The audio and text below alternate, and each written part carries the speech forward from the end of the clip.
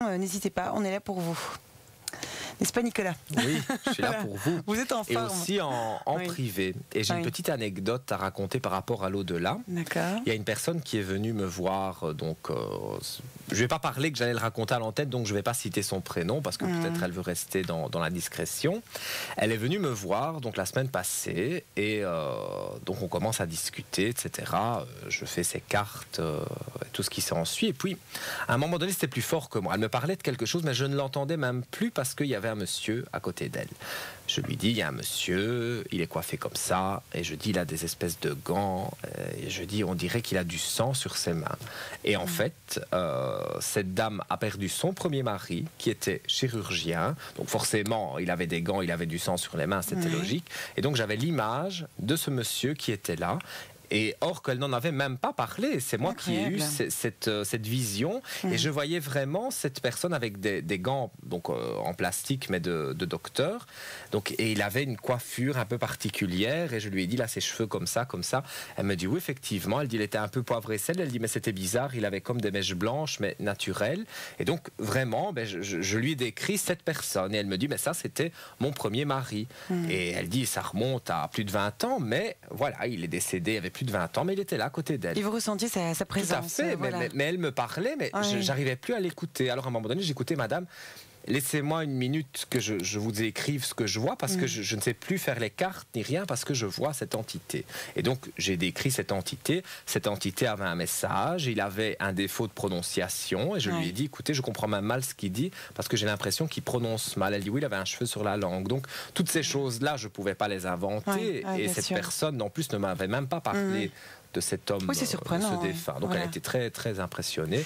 Moi, le premier aussi, parce que c'est pas parce que je vois ça que je ne suis pas impressionné. Bien sûr. Mais c'est une façon, cette dame aussi m'a dit, ben, grâce à vous un petit peu, elle dit, je vois que dans l'au-delà, finalement, on est toujours là. C'est pas qu'on appuie sur le bouton off, on est mort et il n'y a plus rien. C'est ça qui est fabuleux. Donc vous avez cette spécialité donc, parmi nos médiums de faire l'écriture automatique, et c'est ce qui nous permet vraiment d'entrer en contact avec nos proches qui sont décédés. C'est sûr. De garder quelque chose d'eux, encore un dernier message, et de ressentir leur présence. C'est ça qui est, enfin moi ça me passionne évidemment depuis ma naissance, donc je vais pas dire aujourd'hui que c'est quelque chose que j'ai appris, parce que c'est inné, je suis né comme ça, j'étais tout petit, je parlais, je racontais, j'ai toujours été comme ça, donc je ne saurais pas changer ça. Ne changez surtout pas. Allô, bonsoir. Oui, bonsoir. Oui, bonsoir monsieur, quel est votre prénom? Rudy. Oui, Rudy. Quelle est votre question, Rudy? Savoir si je vais retrouver quelqu'un dans la vie. D'accord, on va alors voir ça. Rudy, votre date de naissance s'il vous plaît? Le 6 du 4 en 77. 6 du 4 en 77. Il y a quand même encore quelqu'un en tête. C'est-à-dire? Vous avez quelqu'un en tête? Il y a quelqu'un qui a sûrement une ex, une personne du passé, mais il y a quelqu'un qui est encore un petit peu dans la tête. Peut-être la mère de mes enfants, mais je vais dire, je n'y pense pas, parce que je ne veux plus refaire ma vie avec eux. Ah non, j'ai pas dit que vous alliez vous remettre avec, mais dans un coin de la tête, moi, le premier ressenti que j'ai sur vous, c'est qu'il y a eu une personne du passé qui a marqué. Ça, c'est ce que je ressens en premier lieu.